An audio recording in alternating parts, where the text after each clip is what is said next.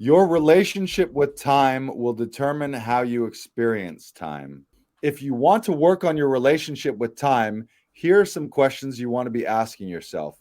Are you using a majority of your time to work on simple tasks that can be outsourced? Are you focusing on your high level content that is actually going to grow your company and yourself and your business? And do you feel like you have the time and freedom to do what you want when you want? If you answered no to any of these questions, might be time to rethink the way you're spending it. Time is as infinite or finite as you allow it to be. I like that. It kind of brings back to what we were just talking about, saying yes to what you want and no to what you don't want. Yeah. Again, your time is valuable. Laughing Vikings Live. High vibe chats with actors, comedians, and creators, plus stand-up comedy, sketch comedy, and most importantly, you. That's right, join us every Monday for new episodes, and you can be a part of the show on Facebook Live, YouTube Live, and Twitch. Ask questions and interact in the comments, and make sure to share this with your actor, comedian, and creator friends so they can be a part of the show too. Can't make a live show? No problem. You can catch up on your favorite podcast platform and visit laughingvikings.com to find out how you can join the cast and crew. All right, it's time for today's show. Buckle up and make sure you stick around to the end because we have a special surprise for you.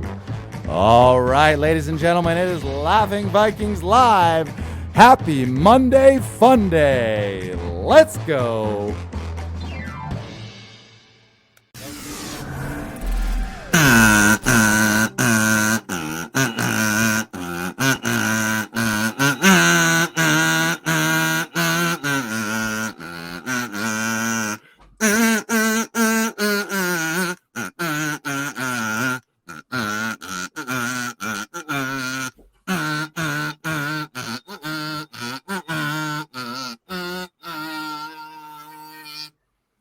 Episode 115, getting a Star Warsian intro right there. Ooh. I've been rocking out today on my... I didn't realize that was invisible because it's green. Was it invisible the whole time? I was dancing. I didn't notice. Nice. It is. Look at this. This is like some kind of James Bond kazoo of mine. It's like, or a Harry Potter. It's my Harry Potter kazoo. Yeah. Yeah, I've been stomping around here. Your invisibility kazoo. Darth Vader. I like that Imperial. Shout out to John Williams. Like, God, every soundtrack he's ever made just crushes it. But I like that. But I also like that's the Darth Vader thing. But I also like the scene in Return of the Jedi. Every time the Emperor was seen, there was always the ominous music in the background that goes like this.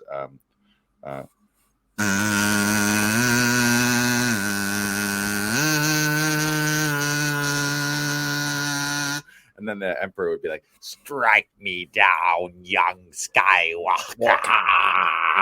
Yeah, it was so just gross and like, surprisingly, the Emperor, if you watch too much U.S. politics and you see like news clips of senators and some old House representatives, they're like, "Why do you look like the personification of evil villain? Like, should your representatives and And not to get political, but if you watch some of it, you're like, is that the Emperor of the dark side?" Too many.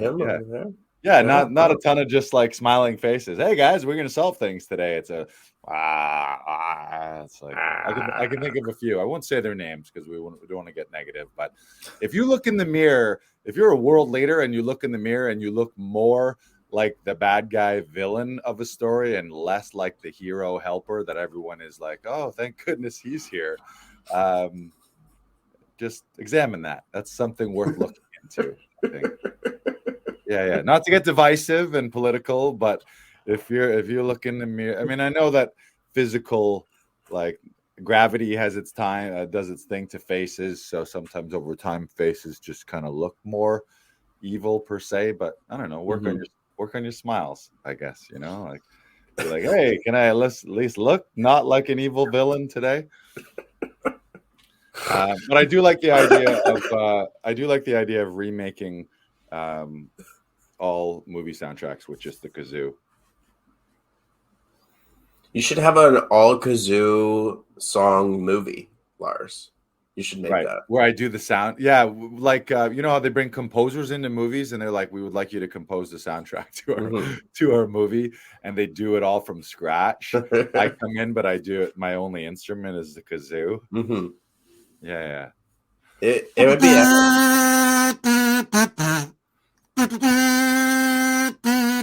That's Lord of the Rings.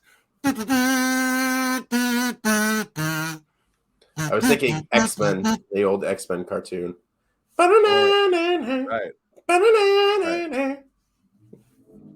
Yeah, it's good. I can't get enough kazoos. I'm on it. I was saying, those of you who have watched older episodes, we went through a strong kazoo phase about a year ago. It was while I was in conservatory. We would get requests for it, and then I don't know. I for some reason let kazoo fade out of my life, and I realized it's been a mistake. We also had a catchphrase, an acronym, credo, if you will, ABK, always be kazooing. And then I noticed, I thought to myself earlier today, I've rarely been kazooing, and that's not the acronym. It's not RBK, it's ABK, which also has significance for Brandon because he's Brandon Knox, aka the BK Broiler. So ABK in that sense has a double meaning. I might do shows where I show up and everyone gets a kazoo. I'm gonna go big on kazoos. I might sell them as merch. It could be a pirate too, like RBK. Right? RBK. Yeah. Yeah. Maybe the kazooist is on a pirate ship. Kazoo pirate. Come on, be down with this pirate movie, Lars. Be down with this kazoo pirate movie. Yeah, I'm totally fine. I was just thinking. I wasn't not. Yeah, I have to yes and you. The rules of improv say that I can't get this far and be like, no, pirates are where I draw the line. Yeah, no. Kazoo everything except on a pirate ship.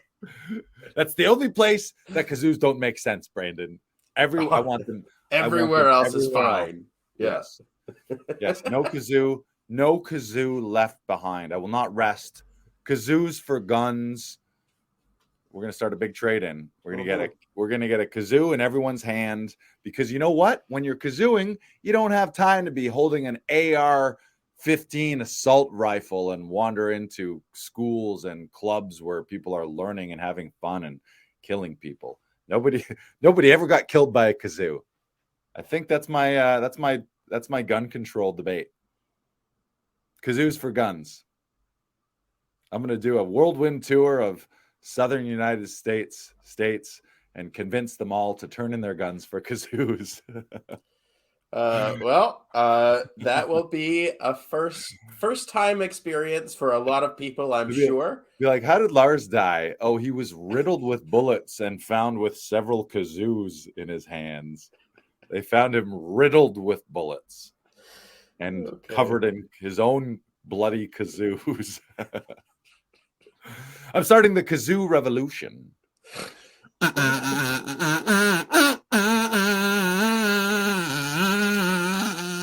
All right. Have we done enough kazoo stuff? I think we have. I feel like, yes, we've definitely done enough kazoo stuff. Yes. Let's talk about first-time experiences, Lars. Now, you experienced something for the first time today. You curled for the first time today. How was that? Not today, on Monday. Oh, right. This it was the on first Monday. time talking about it. This is the first time talking about it. Post-game breakdown. So we always discuss on this podcast being growth-minded and having a learning mindset and a growing mindset. And I actually love, one of my favorite things is, especially when it's something physical like a sport or a game, but could apply to anything, a new card game or just anything that you suck at first. You're just complete novice. You've never done it before. And you're like, how do I do it? What do I do? Where do I go? How do I hold it? What is it? All that stuff. And then just the process of learning something and being that humble beginner. But then I also challenge myself and I'm like, okay, like I got to be like I treat myself like if I was the Terminator and I just got it like I'm this learning machine and I got to learn this and see how good I can get at it in a short amount of time. So I went curling. I got invited. Jared, an actor who acts with us in dinner theater shows with Big Time Entertainment. Shout out Jared. Shout out Big Time. Shout out Peter Dillon from Big Time. And Chris George. I have Chris George, our actor, friend extraordinaire, actor, stage manager, does a little bit of it all. Performer, podcaster, gamer.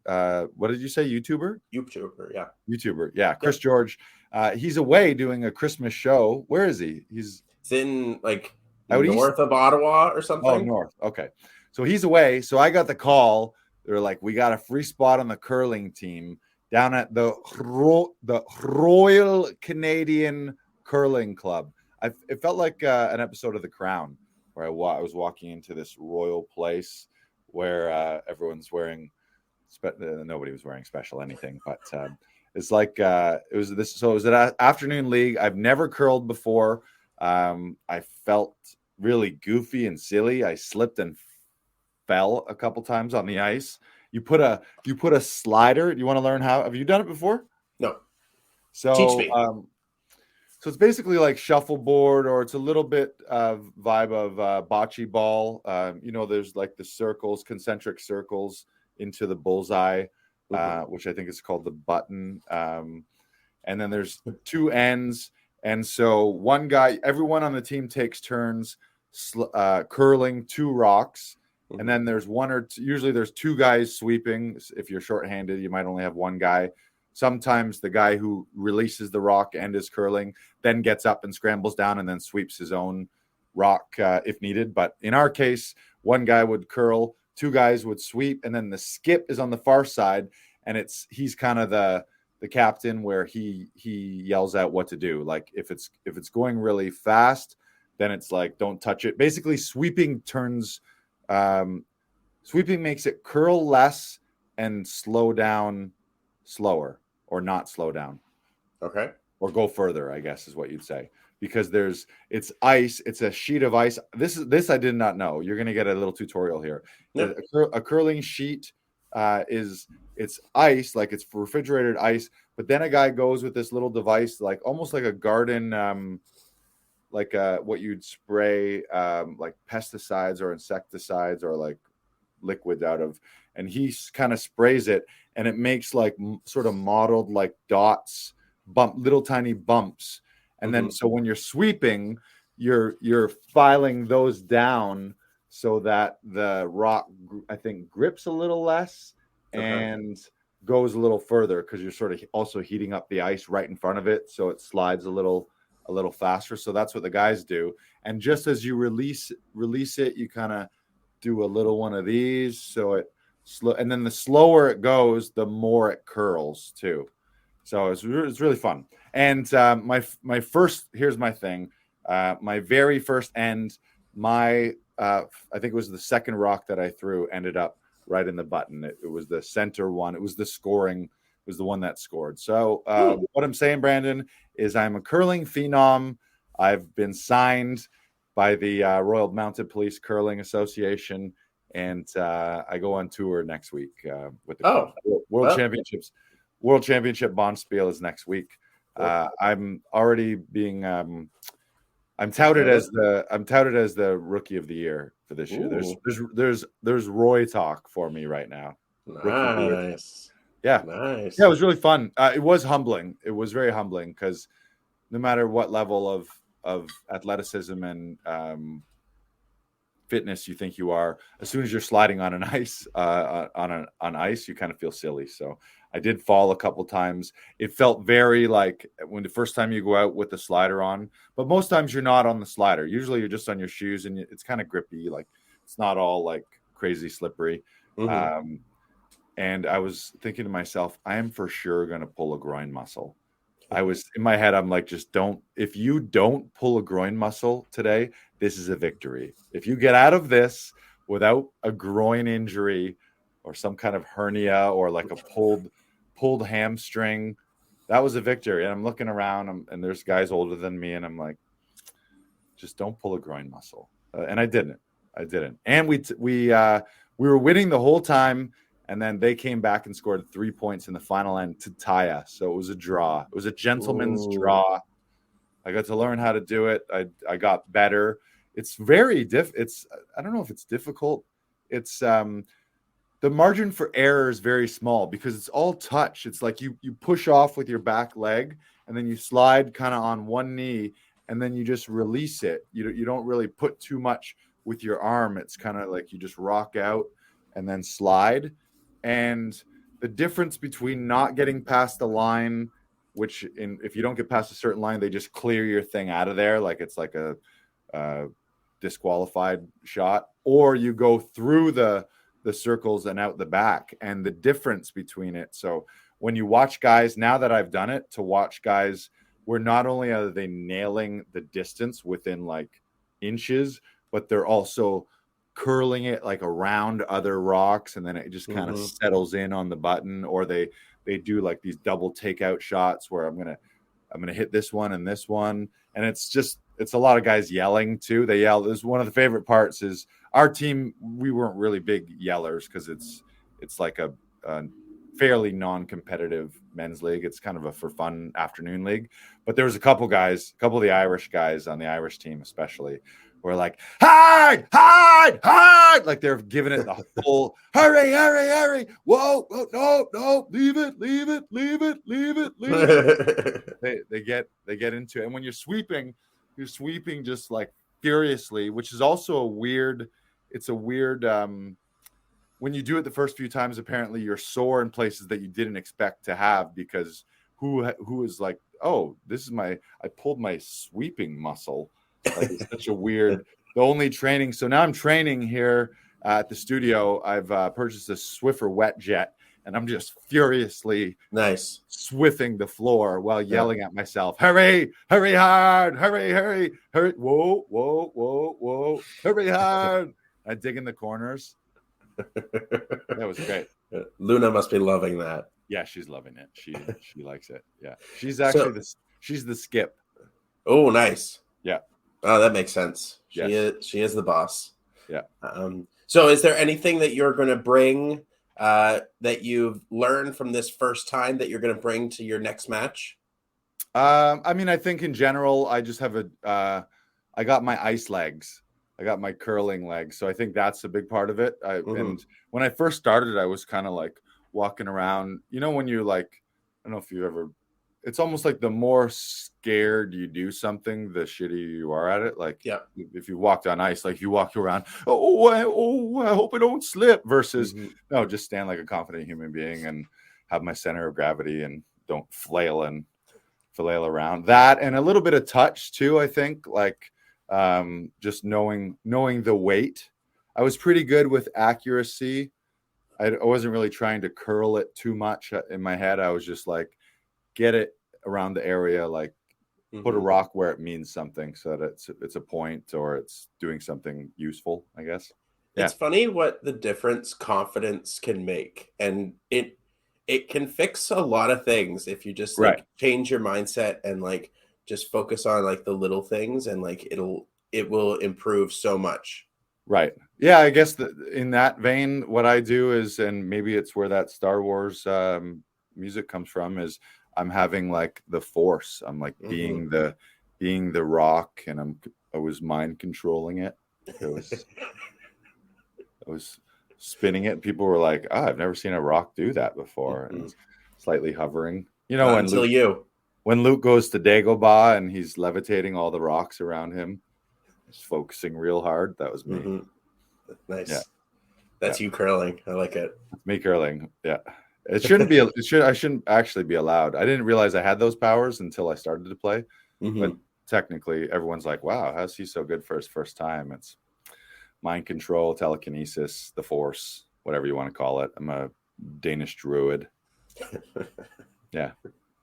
All right. But we have spent a lot of time talking about kazoos and curling, and none of those things were on the docket today. We wanted to talk about the fact that Laughing Vikings is producing and available for bookings, where we'll perform and host live comedy experiences at your live events. So if you want to transform your event from snooze fest to smash success, we do private parties, corporate events, charity fundraisers. Send us an email at lol@laughingvikings.com. Often I'll host them. We can customize them to your audience and to the event. We'll book the pro comedians as seen on Netflix, as seen on Just for Laughs, on Comedy Network, on Crave, on HBO, professional comedians for your event. So again, yeah, send us a little email at lol@laughingvikings.com. I like that catchphrase. Transform your event from snooze fest to smash success. Imagine you're having an event and the worst thing happens. You invite all these people for an incredible night or afternoon or morning, depending on the timing of it. And then you look out and you're like, oh no, this is my worst nightmare. Everyone is sleeping. You don't want that. And then imagine them all waking up and holding magical kazoos. Kazoo's not included in your booking. But yes, it's obviously the holiday season. So if you want to book a private show for your birthday party, also weddings, wedding emceeing, stag and does, corporate events, corporate emceeing, charity fundraisers, all of those things. LOL@laughingvikings.com. And we wanted to just promote a little bit. This weekend, there's a fantastic show. Great friend of Laughing Vikings, and you've heard his name on one of these podcasts a lot, and then you've heard his name on other podcasts occasionally. The legendary Bob Rubin. This Saturday, I'm going to be opening for him. He's got his American Thanksgiving comedy show at 3 Times Cafe, which is over in Kensington Market. I think it's over on College Street. But you can grab tickets at laughingvikings.com/links. Right down here. Yeah, right there. Bob's incredible. He's been doing stand-up for 40 years. He's originally from Virginia or West Virginia area, but got his comedy start in San Francisco back in the legendary days of Robin Williams, Bobcat Goldthwait, Dana Carvey. There was just a real hotbed of genius comedy in San Francisco. And they all migrated down to LA to obviously do the Hollywood thing. Bob performed several times at Comedy Alley here in the summertime. He was incredible. I've been lucky enough to open for him at several shows. And his brand of comedy is like, I can just guarantee you've never seen anything like him before, unless you've seen his show. But every show is different, and he's just such a comedic genius. Very ranty, very stream of consciousness, but just wild and absurdist, I think is the word. He's such a character. What episode of the podcast was he on? Do you remember? It was 101. 101. Check out 101. And I believe we have some clips. We're going to show a little Bob Rubin clip to, as they say, chum the waters. That's where you throw some bloody fish guts into the water, and it attracts the ticket sharks, and the ticket sharks come and buy tickets at laughingvikings.com/link. So we're going to chum the waters with some bloody fish guts, also known as Bob Rubin clips from our podcast and stand-up clips. We're going to chum it, and then all the people are going to come. Roll the clip. We want to hear the life of Bob Rubin in 1 minute, starting now. I came out of this really comfortable place, man. It was nice. It was beautiful. I still had infinite knowledge, traveling the speed of thought. Then I get yanked out into all this light. A doctor slapped me on my ass. I started crying. And the weird thing was, I was trying to get to the nightstand where my mom is in bed next to that. There was a pen and paper, and I was trying to write everything down because I had all the answers as soon as I got here. But then the doctor slapped me, and I freaking forgot everything. And then I was bar mitzvahed, and then I went to military school, and then in between all that, I was singing, thank God I'm a country boy. And then I was singing that other song about Take Me Home, Country Road, West Virginia. And then I went to San Francisco, and then I got a nice following in San Francisco doing stand-up, and I've been in San Francisco and Los Angeles doing stand-up for many, 39 years. And I did some movies and television and writing, but this is my most important appearance of them all. Thank you. Wow. I didn't realize how spot on time he nailed it. I think that might have been the perfect 60-second, 1 minute life story. Yeah, he's great. You've seen him perform several times. What's the BK Broiler review? Oh, Bob is so funny. He does a bit where he reads from a magazine, and it is absolutely hysterical. It's one of my favorite bits that I've seen in Comedy Alley this season. Right. And I love him doing it. And as soon as he walks in the door, most of the times at Laughing Vikings, it's the first thing I'm talking about. So. He's got such a unique brain. I mean, there's just certain comedic talent where, and I told him this, I was like, I fucking love your brain, just because he has these wild, really, I think the style you'd call is absurdist, some character pieces, lots of storytelling, but it's just wild and out there, and it's just purely for the sake of fun. It's he doesn't really get political, or I mean, he gets a little deep. I would say he gets deep and significant at certain times. There's a certain level of sageness to some parts of his shows, and then there's parts that are just bonkers and bananas, and you're like, I don't even know what I'm watching, but it's insane and crazy, and I'm never going to forget it. So, yeah.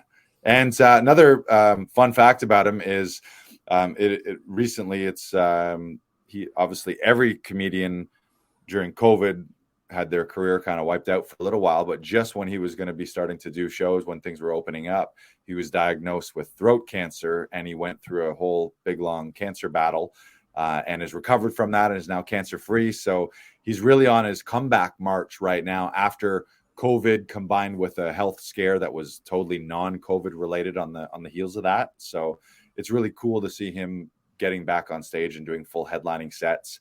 He's very vocal. He uses, like, talk about guideposts and vocal variation. He uses he's fully committed. That's one of the things I love about him. He uses his full body, his full vocal range, his full facial expression.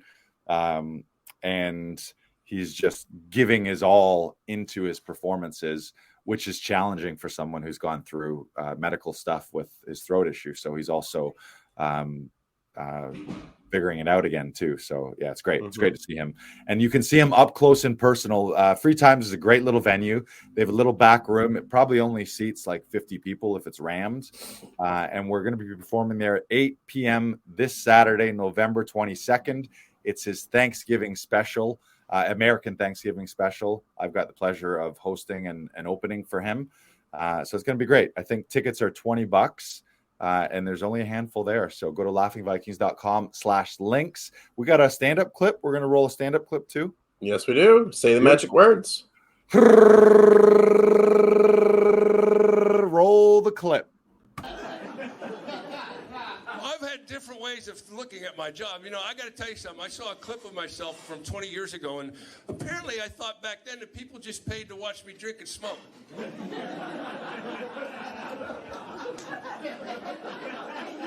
And now, since they changed the laws, I got to use words and other such trickery.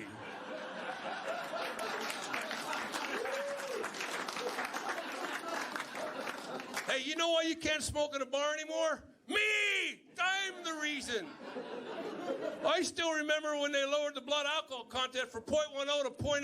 I said, no problem. I'll just put on another 75 pounds. There he is, the old Rube. The old Rube. Yeah, he's great. So check him out. He spends his time split between Hollywood and LA. I know that he's going back. I think he's going back to LA for December, maybe into the winter, into holidays. So it's your chance to see him up close and personal. I opened for him about a month or two ago at the Royal Comedy Theater. And a month or two before that, we did another show at the Free Times Cafe, but he's great. Super fun. Be a high energy show, that's for sure. Oh, 100%. It's going to be a great time at the Free Times Cafe. I'll do my best to see if I can make it out to that show. Nice. Well. I like how you started to say try, and then you said, I'll do my best to make it out. Yeah. To try is a lie, and then you cry, and then you die. Nike didn't say just try it. They said just do it. To quote Tom Todoroff. Yes. Speaking of Tom, we had that fantastic masterclass last week with him. You were there. How was your experience? Oh, it was fantastic. It's always great to see Tom work, and always great to see people that haven't been introduced to Tom and like that are regulars at the studio, like Cheryl Poirier and Adam Daniel Mazet performing and doing their monologues for Tom. And like, that was so exhilarating to see. And you performed as well. And another man named Matthew McCollum. Yep.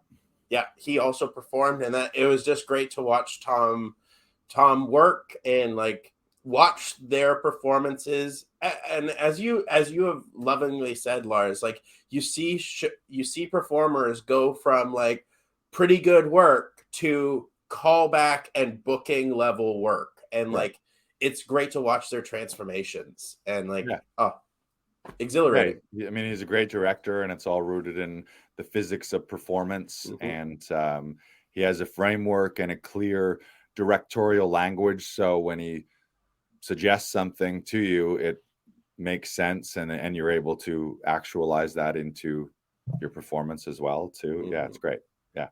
Always that always blew me away from first take, like especially as in-person intensives. When I first went, I didn't know the actors often, and they would come out and do a monologue, and then 20 minutes later, after working on it and doing a couple more takes and workshopping it a little bit, then you see it and you're like, fuck yeah, like wow, that was a powerhouse performance versus that was an okay read kind of thing.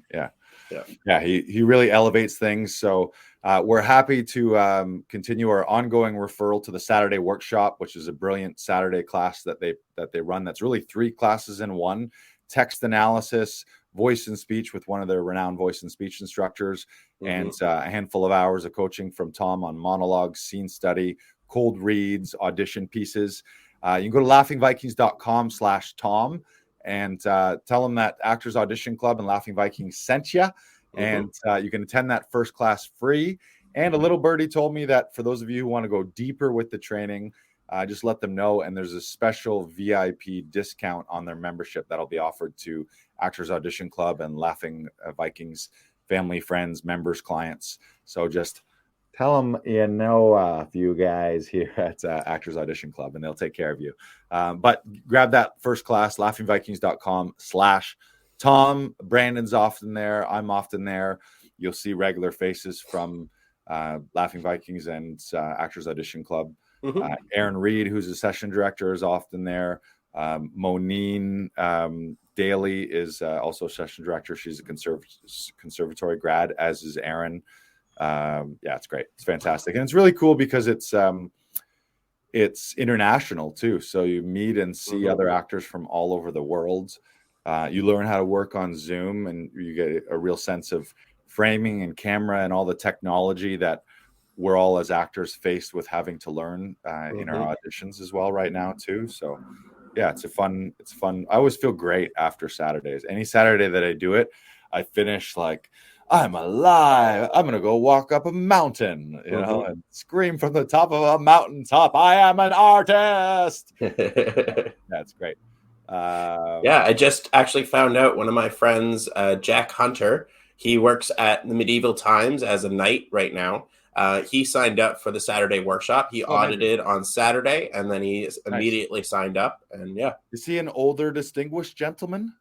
Mixing that is maybe I know a different Jack. No, he's fairly young, probably mid-30s. Okay. Yeah. Maybe I know another one. Amazing. That's great. Yeah. More the merrier. And we're gonna roll a little clip to introduce people to Tom who have not met Tom. This is their video about their studio and about how Tom works. Yeah, here you go. Roll the.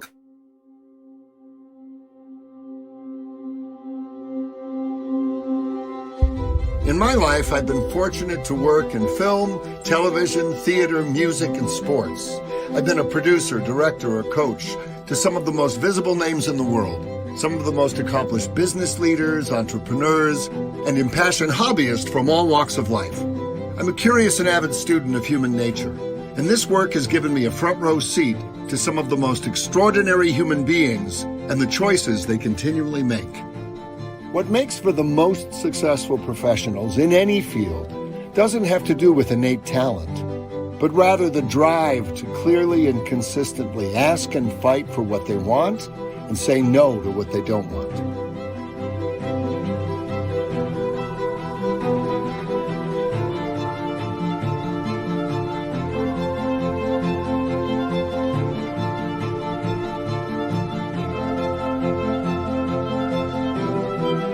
And they always do their best. The most direct route to success and self-love is to make a series of commitments and keep them no matter what. Demonstrate craft and commitment in a way that exceeds all of your competitors. That's what we're talking about here today. Write down this equation. Craft plus commitment equal confidence and career. What inspires personal communication? Passion. Love of what you're doing. Because if you truly love someone or something, you'll spend all the time in the world on that person or that pursuit. Love takes time and love makes time. So if you want to know what or who you really love in this life, just look at where you put your time.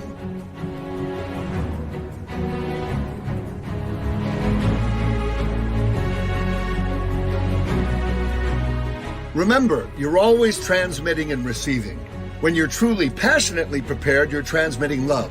When you're not, you're transmitting fear.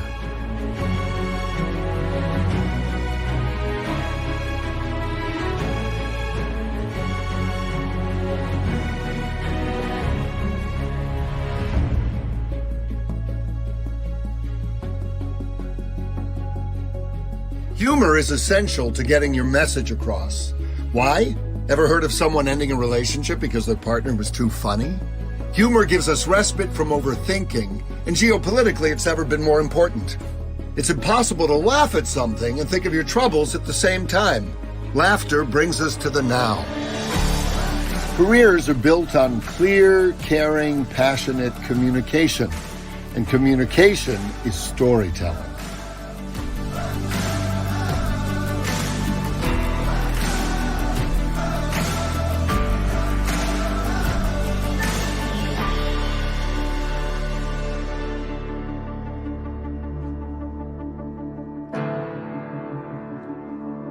The minute you commit to a goal, whether personal or professional, negative forces align to test it and throw you off that goal. But positive forces align to support and help you.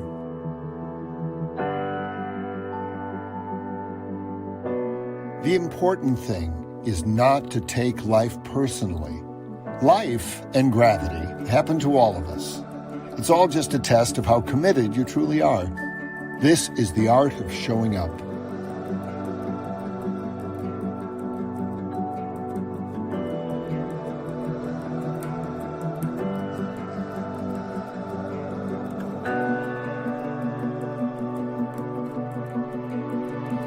This was always true, but in today's world, this work is more important than ever before, because technology is training our brains to move faster than we're feeling.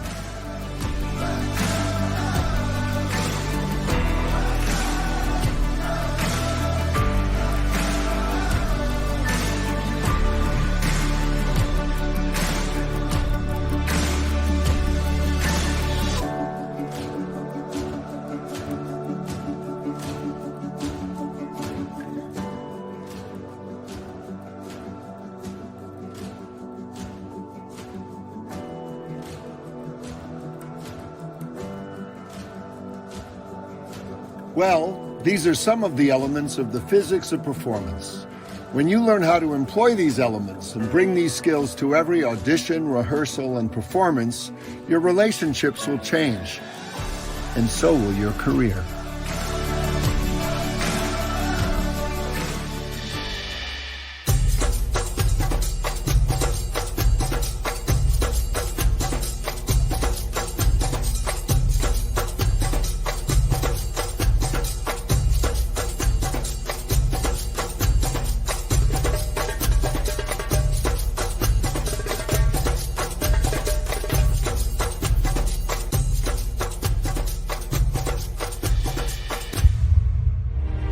Until the next time, remember your ability to ask and fight for what you want and say no to what you don't want will determine your personal and professional success now.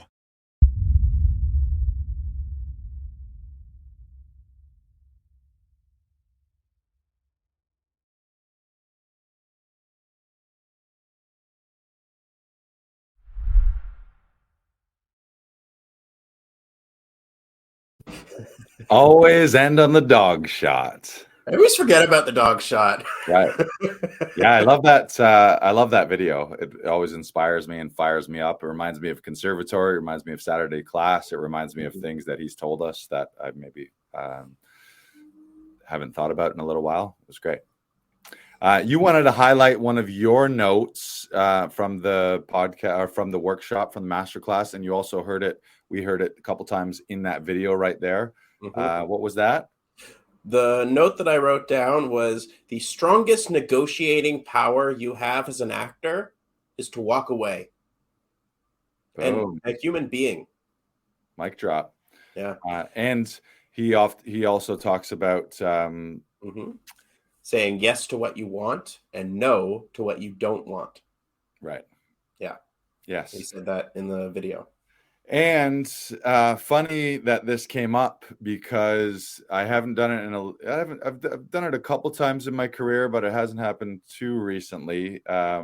Except on Monday, I got an audition request for a show that I would love to work on. It's a fantastic big Hollywood blockbuster series, but I turned the audition down because the certain material, the scene, the size of the role, there was a handful of reasons that I was like, you know what, this one's not for me, and which is challenging to do, as you know, as an actor, because I mean, we all want to work, we want to get on sets, and you want to book the role, and you want to be a part of things, and especially early on in your career, there's something to say for saying yes to a lot of things and just exploring all the open doors and windows that you could possibly do. I know I did that early on. I did background work, I did student films, I did indie films, I did a little bit of everything just to get the experience and to meet people and network. But then there becomes a tipping point where I think you have to become a little more discerning with your material choice, the type of roles you want to play, who you want to be on set in that character, and also the size of the role, the money attached to it eventually becomes considerations when you're doing your best to value yourself. I mean, versus being like, oh, give me anything, I'll take a one-liner, versus thinking, you know what, I want supporting leads and ensemble leads and those kind of roles. So I turned this down, sent my agent a well thought out honest message, and she replied saying that's totally fair, we'll decline. And literally the next day I got an audition request from a casting director in the US to audition for a lead in a feature film. So one day I turned down a role that would have been a day or two on set, not really a character or a scene that I'm interested in playing, but a little cash grab of a handful of $1,000. But no, thank you. And then the next day, lead in a feature. So talk about the universe giving you instant feedback and rewarding you instantly for making a strong, bold choice. That was like such a good, perfect lesson for me. And they don't always come that quickly. Sometimes you just make that call and you're like, I hope that works out. But that was like instantly the next day. Oh, you don't want that one-liner? Okay. And then next day, how about a lead in a movie? Okay. Yeah, that sounds better. So talk about asking and fighting for what you want and saying no to what you don't want in the universe. It's funny when you really commit yourself and decide and you have a clear picture of what you want, whether it's career or your life, the universe aligns itself to show you the path. And then simultaneously, sort of negative and or counter forces might align to test you along the way. But the second you know clearly and specifically what it is that you do want, all of a sudden that shit starts to materialize to the point where you're like, do I have the Force? Am I Luke Skywalker? The answer is yes, we all are. We're all like these ridiculously powerful beings of light. Our thoughts and our feelings are literally electromagnetic fields and signals and waves that affect other molecules and affect other people. And when you align yourself up here properly and then act and vibrate in support of that and in support of those positive choices, shit around you aligns with you. It's amazing. Yeah, it's cool. It's really cool. Really, I love it. My teacher used to say at Windsor that you reach stages in your career that you no longer can go back down to where you once were doing things. Right. And like, so like, yes, you worked with some great people that helped you get to that next spot. And as we've always talked about, a rising tide lifts all boats. But like, sometimes, like, there was a Fringe show that I was working on, and I absolutely love working with the cast, the crew. This writer director is someone that I've worked with extensively, and I absolutely love working with them, and I plan to work with them again. But they were talking about remounting the Fringe show as a community theater show, and I said, unfortunately, I'm sorry, I can't do that. I can't go down to that level. I won't. Right. Yeah. And that's a challenging thing to do. And you don't mean it in a judging way. Like I would never, in fact, I knew another actor who was auditioning for the same role that I turned down, and I would never think down on him or judge. It's like different strokes for different folks, and everyone has their different moments. But yeah, you need to, there needs to be some sense of progression, but not in a, oh, I'm too good for that. And that's the challenge too, because there's a little bit of the imposter syndrome is like, well, who am I to turn down an opportunity? Especially if you haven't booked something in a little while, you're like, well, who am I to say no to an opportunity? But it's like, well, what do you mean, who am I? I'm me, and this is my life, and I'm the director and writer of my own life and my own choices and how I want to spend my time ultimately. In that case, I always weigh a few things. It's like, yeah, what is the production? Who am I working with? What level is the production? Obviously, pay is factored in there. A big one for me is it a first time experience as well? I'll often do things that I might say no to, but if it gives me an opportunity to work somewhere I've never been, or with somewhere I've never been, or with a group of people or a director that I've never worked with, all of that might weigh like the novelty factor. But yeah, sometimes you're like, okay, like, do I? Yeah, and I think you're right. There's always exceptions to that rule. Like, I think most actors have like this bucket list of things that they want to accomplish, and like, if there is something on that list that you have been wanting to do for a very long time, go for it, do it. But like, do weigh the pros and cons of everything that you put your time into, because your time is valuable. Right. And it's also that philosophy of thinking a fuck yes or a no thank you, and anything in the middle is dangerous territory as an artist and just as a human being, because you're natural. I've said yes to things in the past that I was maybe a little people pleasing, or I didn't want to say no, or I thought like, well, I can't say no to the money, or I want to help them out, or I don't want them to think that I don't want to work with them by saying no. And then you feel a sense of resentment or obligation can creep in, where you're like, oh, I got to go do this thing, instead of being, which is not what they want, and not what your cast members and the audience certainly doesn't deserve to see someone who's like, I'm not fully into this. Like, I'm not a fuck yeah on this. Not that everything can be like 110% fuck yeah with a million exclamation points, but as much as possible should be that you can design your life that way. Yeah, you do your best, right?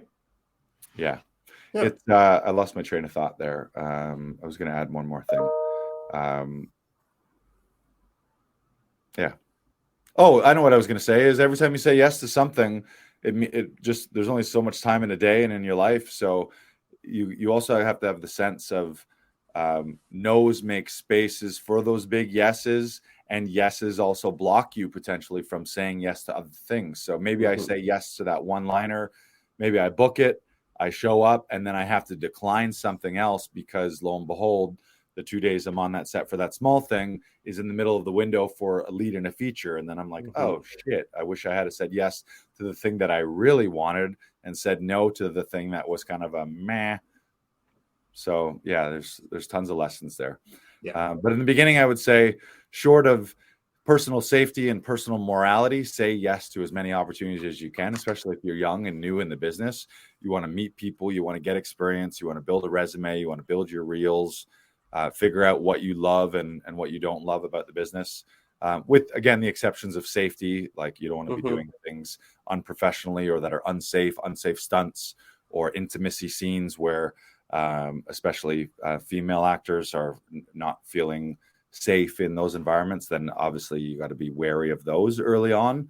But other than that, it's like experience as much as you can, but then reach the tipping point where you decide, you know what, if I could make my world perfect and exactly what I would want in my life, paint it that way, and then go after those things rather than just be like, I'll take whatever they give me, which is hard. That's a challenge because with so many gatekeepers and the starving artist syndrome, and it could be a scrappy career. So it is a challenge sometimes.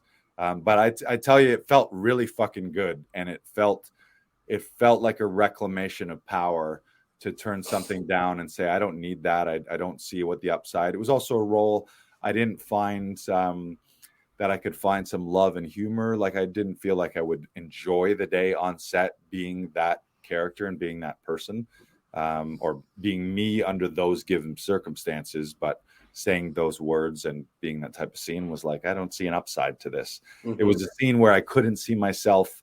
Sometimes you say yes to things because you're like, oh, that would be a nice meaty scene and really cool production value and the credit and throw it in your demo reel. But I was like, I can't even visualize myself wanting to put that representation of me in a demo reel as my, here's my what do you call it? Like first impression of me to new casting directors and producers. So it was like, you got to weigh all that stuff and be like, is this good for me in my life and my career? And then stand in your choices. And in my case, I went from a one-liner in a show that I think is amazing and I would love to be in. Also, the other thought process was saying yes to that. If I book it, that also burns you to do another, like you can't appear as two different guys in the same show. So now I'm still open and available to be on that show, which is a show I love, produced by people who I fucking admire and idolize.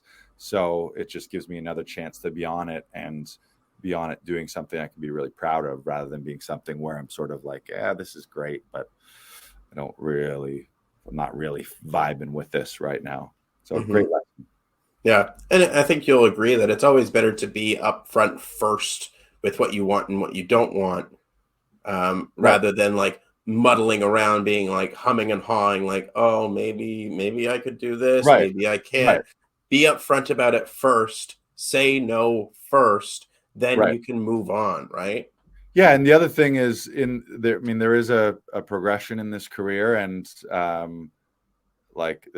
maybe there's certain times earlier in my career where I wouldn't have turned that down, but it's also about giving those opportunities to the people who it's right for right now. So sometimes I turn down things where it's like, yeah, that would be really fun, but it's not for me. Let's let someone else do that, who really needs that, and let someone who is a fuck yeah, this would be the coolest thing that I've ever done, and this would be a really cool opportunity. Someone who does want to fight for it versus saying like, meh, and then half-assing it. Don't half-ass it. Full-ass things. Full-ass things. Full-ass things. Don't half-ass it. Certainly don't quarter-ass it. Don't 4/5 ass it. Don't 3/4 ass it. Don't 15/16 ass it. No fraction of ass is less than a full ass. Is what they say. Yes. Okay. What else we're going to chat about? So we covered that. We talked about. Why don't we draw some cards from Wedmore? Yeah, we'd like to do this. My business coach James Wedmore, through his signature program Business by Design, where he helps people build digital businesses, online courses, memberships, coaches, all that kind of stuff.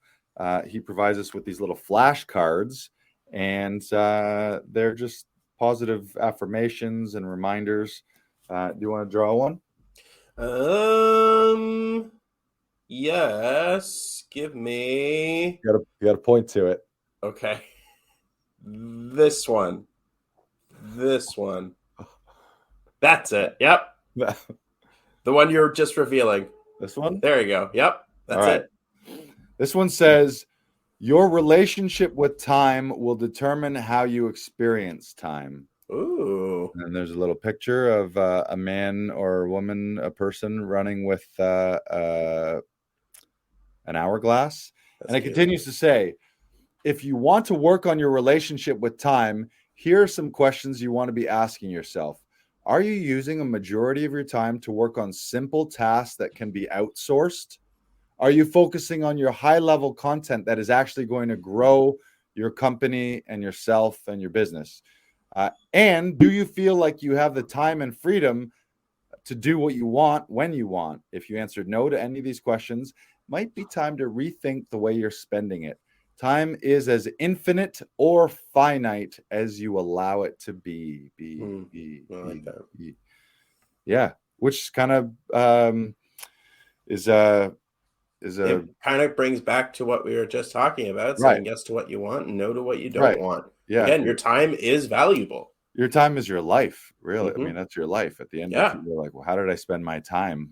You know, who did I spend it with? What did I spend it doing? Especially as an artist, you got to, which is challenging because in the age of do-it-yourselfers and influencers and content creators, there's a unprecedented ability to take control of your own career and do everything, where you're the videographer, you're the social media manager, you're the booker, you're the everything, and you're the performer and artist and writer and director and all that kind of stuff. But at some point as an artist, you got to figure out what's your 5%, or in any avenue as business in your life, what's your zone of genius? Yeah, that's what I was just thinking. And it's the Venn diagram of what do you love to do? What has the highest impact on the world and others? If you're the type of person that wants to have a positive impact on other people, and I think most people do want that. And then the third Venn diagram is it something in our society of needing currency and money to pay for a lifestyle? Is it something you get paid for too? So if you can take an actor, probably the thing is being on stage, being on set is the highest value. And then it's rehearsal and training and writing and all the things that support that. And then down that list, then you would have marketing and social media and promotions and booking and public relations and stylists and all those things that you could outsource, and you could eventually have a team of people doing those. You have managers, you have bookers, you have agents. But in the beginning, you can do all that stuff. And I've been guilty of this too, where I do a lot and I do so much, but then I look back on a week and be like, okay, I wasn't on stage and I didn't perform and I wasn't doing the artist things. And then you start to sway into like business land and for me personally, I got out of a corporate career so that I could be an artist and so that I could do stand-up and so that I could do acting and do all these fun, creative endeavors. But you can tend to get sucked back into certain things. So I've been working on that too, outsourcing, like building a team of people here at Laughing Vikings and at Actors Audition Club, having you help with the podcast and helping with editing. We've got a couple other VAs who have been helping, virtual assistants who help with social media posting. Obviously, our team of session directors too. So building a team is a big part of that, because there's not really a whole lot of big things you can do in your life that you can strictly do solo. That's like the self-made millionaire or the solopreneur. Yeah.